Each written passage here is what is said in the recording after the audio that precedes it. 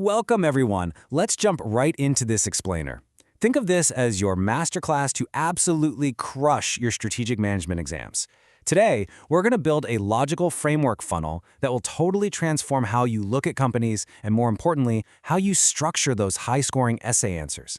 If you want to really understand what makes a business successful from the inside out, you're in exactly the right place. Here's our roadmap for today's explainer. We'll be hitting the resource-based approach, resources versus competences, the VRIN model, managing organizational knowledge, and then bringing it all together with a SWOT analysis. Let's get to it. Starting off with Part 1, the resource-based approach, or looking inward for an advantage. Picture this as your ultimate mental roadmap for the exam. You can see how everything neatly connects, right? It starts with strategic capabilities and knowledge up at the top and flows right down into sustainable competitive advantage. Basically, analyzing a firm's internal setup and institutional knowledge leads directly to establishing an advantage that competitors just can't break. It's your blueprint for answering pretty much any broad strategy question. Okay, you're definitely going to want to lock this foundational definition into your memory. Strategic capabilities are the powerful combination of a firm's resources and its competencies. Together, they drive innovation, efficiency, and quality. Now, the implicit warning here is absolutely crucial. Businesses that lack at least threshold capabilities, the bare minimum needed to even stay in the game, are doomed to fail. To actually win the market, you need distinctive capabilities. Moving right along to Part 2, resources versus competences. This one is a classic exam trap, so heads up. Seriously, pay close attention here, because students constantly lose marks by mixing these two up. Keep this crystal clear for your essays. Resources are what a firm actually has in its pocket. We're talking physical assets, cash, patents, talented staff. Competencies, though, that's what the firm does well. It's the action. It's how effectively they use those resources to, say, launch a product faster than anyone else. So when you take those static resources and combine them with active competencies, magic happens. You create distinctive competencies. And from there, you generate either a huge cost advantage or a differentiation advantage. Ultimately, that leads to serious value creation. This is literally the exact formula for success that rivals can't easily touch. Now, how are you supposed to quickly identify these resources when you're sweating over a massive case study with the clock ticking? Just drill the 5 M's into your brain. Men and women for staff expertise, money for cash flow, machinery for operational capacity, materials for supply chains, and markets for brand reputation. If you can rattle those off instantly, your resource audit will be bulletproof every single time. On to Part 3, the VRIN model explained. Let's talk about evaluating sustainable advantage. Figuring out how long a competitive advantage will actually last is the ultimate strategic stress test. That's where VRIN comes in: value, rarity, imitability, and non-substitutability.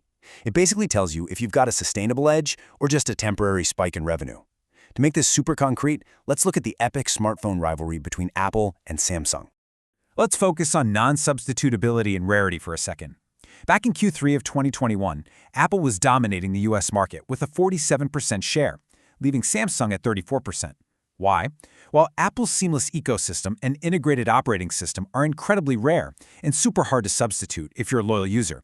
They aren't just selling a phone, they're selling an entire environment. Customers value that specific, irreplaceable vibe, which totally neutralizes the threat of substitution for a massive chunk of the market.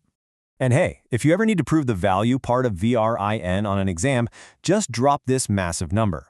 Apple generated a staggering $95 billion in profit on $366 billion in revenue during the 2021 financial year.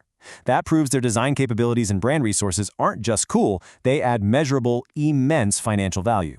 It's a phenomenal return on their capabilities. But wait, the I in VRIN stands for inimitability. And as Samsung's incredibly successful Galaxy phones prove, just pioneering great design doesn't make you perfectly immune to being copied over time. Samsung aggressively challenged Apple by matching a lot of their design qualities. This is a fantastic point to show examiners. A capability might be rare initially, but a determined, well-funded competitor can often imitate it eventually. All right, Part 4, managing organizational knowledge, the invisible assets. We've covered physical resources, but what about the intangible stuff that actually makes a company tick? This comparison is an absolute point scorer. Explicit knowledge is codified, systematic, and objective. Think of an employee handbook or a systems database. Tacit knowledge, on the other hand, is deeply personal. It's highly context-specific and lives entirely inside an employee's head. It's that unwritten, intuitive know-how a veteran employee uses to magically fix a crisis. To manage all of this information capital, companies rely on specific tech. These acronyms are your best friends for tech or knowledge essays. ERP systems provide a single source of truth for transactional data. DSS, or decision support systems, help leaders make calls by combining models and raw data. Expert systems simulate human diagnostics, and knowledge portals give staff access to shared wikis and best practices. Dropping these terms shows you deeply understand the practical side of strategy. But you know, tech alone isn't going to cut it, because learning is a highly social process.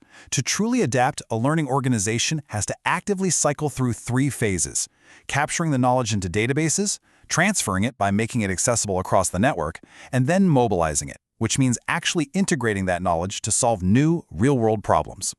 Finally, Part 5, Summarizing with SWOT Analysis. This is your ultimate summary tool. We're at the bottom of our framework funnel now. You definitely know the acronym for SWOT, but I want you to focus on its strategic purpose. Think about Brilliant Airlines from our source text. They had this internal strength of a great geographic location, but faced massive external threats from low-cost competitors and fuel taxes. SWOT forces you to smash those internal facts into external realities. It bridges the gap between what a company can do and what the market environment actually allows it to do. As we wrap up this masterclass, I really want you to remember this exact quote from the exam advice text, mostly because it should seriously lower your anxiety. When you're evaluating capabilities or writing a SWOT analysis, questions are judgmental by nature. There is no single right answer. Seriously. What examiners really want to see are sensible, well-reasoned arguments backed up by the very frameworks we've just been talking about. So I'm going to leave you with a quick challenge to test your memory right now. Think of the main case study company you are prepping for. Can you clearly define their distinct VRIN capabilities? If you can confidently rattle those off, you are totally ready. Best of luck applying these frameworks to your prep, and you are going to absolutely crush those exams.